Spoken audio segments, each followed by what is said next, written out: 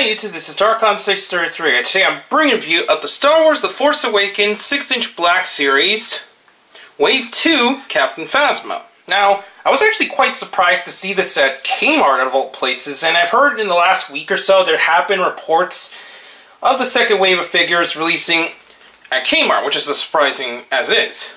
Also, what's surprising is that it's actually at the regular retail price in $19.99, so it's a bit strange how Hasbro's been releasing a lot of the figures, either be the 6 inches or the 4 inches. It's been kind of messing all around in various different stores, Amazon, Walmarts, and various other places. But I'm very glad to finally get a hold of Captain Phasma, since this is actually my most favorite figure of the wave. But anyways, we'll take a look at the box, and it actually continues with the numbers, this time 06. Then, it shows a little design of Captain Phasma in the front. And, as usual, a very quick bio of the character. Now, before we go on to the figure itself, I have seen the recent The Force Awakens trailer, and it was very good. I really liked how they filmed the trailer, and it's getting me really hyped up for the film. Obviously, there wasn't a whole lot of spoilers, unless you kind of look at it and break it down, but just looking at itself, there really wasn't a whole lot, so I do give props that they made a pretty good trailer after all these months. But anyways, we'll now take a look at Phasma herself. Now, this figure does suffer from quite a lot of articulation hindrance. And that's because of the cape and also her hips, which is actually the worst part of the figure. Her head is in a ball joint, so there's not a whole lot of problems there. And it does have a lot of movement there. Her shoulders do have that kind of sliding joint again, which I do like because it helps with the articulation. As you can see, it does give just a bit to give a little bit more movement. It is a bit loose on mine, which is unfortunate. She does have swivels, but as you can see, it's very tight, so I'm not going to move around too much there. She does have, unfortunately as well, very loose elbow joint, which is a bit distracting on mine.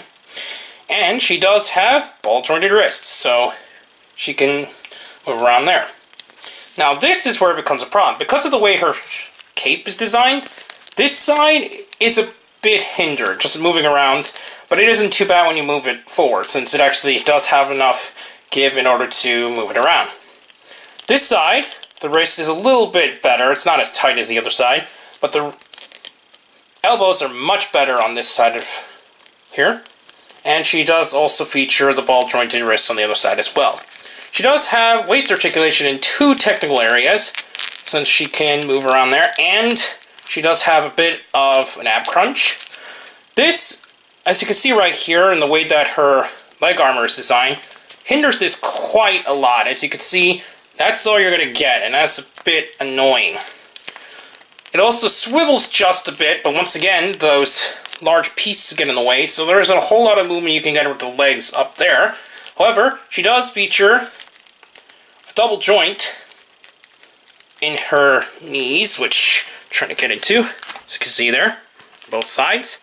And she does have a lot of ankle movement, so that's really cool otherwise, besides the fact that just her legs in general aren't the most articulated due to the design.